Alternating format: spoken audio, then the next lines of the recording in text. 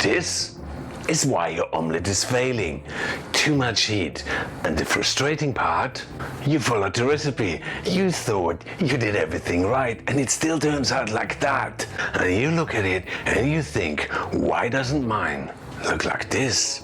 Instead, rubbery, browned, overcooked, falls apart. You want a delicate omelette, and that's what we're aiming for. Soft, delicate and controlled, and I will show you exactly how to get there. Today we are going to master 4 levels of omelettes, from an everyday quick meal to a dish I would serve in a Michelin-star restaurant. I will show you control, heat, timing, texture, chemistry, and of course equipment, so you can make perfect omelettes every single time. So let's fix this properly. Let's start with heat. Too hot? Excessive browning, rubbery skin, even a slightly metallic taste, but easy to fix. The pan? Wrong type, wrong temperature, the omelette sticks. Again, easy to fix. Pan size? Too large, omelette too thin, it breaks. Too small, omelette too thick, you can't roll it. So my first tip today, use an 8-inch or 20 centimeter pan for a 3-egg omelette. Now, fillings. I find filled omelettes more exciting, more of a meal, but too much filling and it becomes impossible to fold. We fix that too, because most people don't fail from one big mistake. It's a series of small ones that no one ever explains properly. So, what else goes wrong? Texture mistakes, fluffy instead of overcooked, how to scramble, how to fold, how to seal. All of this matters. Today, we're going to build this step by step. First, my everyday quick omelette. Then, a proper French omelette, folded like Escoffier did. Then the upgrade when one chef didn't find a classic refined enough. And finally, if I still was a head chef in a Michelin-star restaurant, this is how I would serve my omelette as an entree. But before that, we need a few key techniques so you succeed. Folding, sealing, flipping, and chemistry. Very important if you want consistency. Escoffier said, an omelette is eggs scrambled in a certain way and enclosed in a cooked envelope of eggs. Nothing else. Sounds a bit philosophical, but what he meant was simple. Scrambled eggs wrapped in an egg crepe. And when I was a head chef for Marco Pierre White, he told me you have to work with speed because omelettes don't forgive hesitation. He didn't tell me why, so what did he mean? It's a well-known fact that when egg proteins get too hot, they become hard and chewy. So, to keep them tender, you must move quickly. This is the moment where most people hesitate just for a second, but that second is enough to ruin the texture. Heat doesn't ruin an omelette, lack of control does. Salt and pepper? Pepper, yeah, but salt always goes in the very last moment, just before the eggs hit the pan. Why? Salt starts to denature the proteins in the egg white. It loosens the structure, holding the water in place, so the eggs become thinner and thinner and runnier. And suddenly, scrambling becomes much harder. That's one of the quiet downfalls of a great omelette. The big one is the pan. Don't use toxic non-stick. Think about it. How did chefs make perfect omelettes before non-stick did even exist? They used an omelette pan and they never washed it. They made it non-stick. I'll show you how. Medium heat, add oil and let it run around for 1 to 2 minutes. The sides as well, because pans are full of microscopic cracks. Proteins are sticky. They get trapped in those cracks, especially in a cold or unseasoned pan. But when heat expands the metal, those cracks close, the remaining ones, the oil seals them, then wipe out the fat, and now your pan is non-stick, and it gets better with every omelette. So don't wash it, it loses its non-stick qualities. Instead, wipe it clean. That's it. So, summary so far: work fast, don't salt early, season your pan. So, now let's cook. 3 eggs in a bowl, always crack them on the sharp edge of the bowl to get a cleaner cut. Whisk until well combined.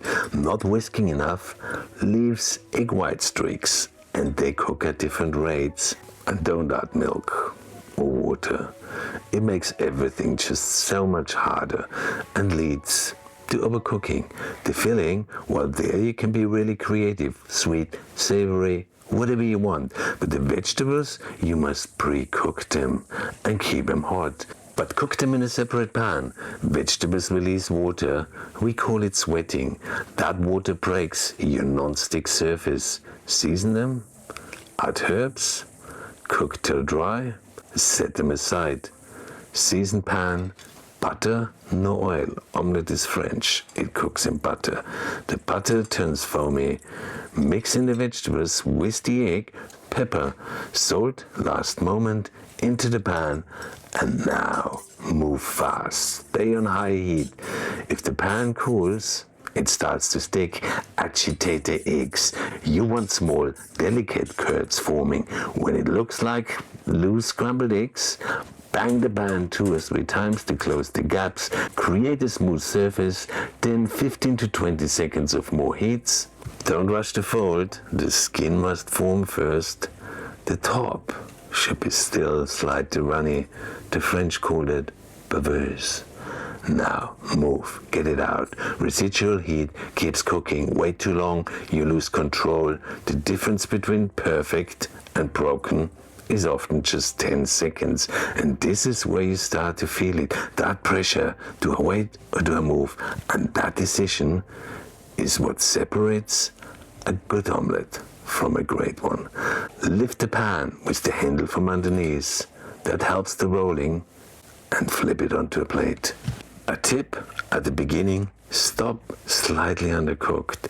That's the first moment where it starts to make sense. Looks good, doesn't it? And it was easy, but it's not the proper French omelette. For that, again, seasoned pan, butter, eggs in, work fast, bang, close the gaps. Now, fold in the 2 top curves. Filling in the lower third. Today, leek, parsley, brie. And then fold in the end too. Heat for 10 seconds. Fold, fold again. And there it is, with a nice elevation in the center. You could also get it from assembling more scrambled eggs in the center. And this is usually the moment where people realize they're capable of more than they thought. Yes, French chefs do it differently. They angle the pan, they tap the handle, and it rolls as well. But you can get around that by just tacking in the low end before folding. And that gives you the perfect shape with no end sticking out. Shiny, smooth. But as a beginner, skip the inner folding. That elevated center, that's for when you want to impress. Everyday cooking is simple food, no banging, no sealing, but always return briefly to the heat before flipping. A rustic omelette, let it brown slightly. A refined omelette, no color. You want it glossy? Add butter at the end, let it melt underneath. And now it shines. And anything with butter just tastes so much better. So, look at that. Scrambled eggs wrapped in a crepe, plus delicious filling. But one of the biggest mistakes here, overfilling. Too much and it won't fold. It tears, it breaks, it collapses under its own weight. So, those are your foundations. Now we take it further. Story goes, a French chef, Annette Boulard, found this omelette too rustic.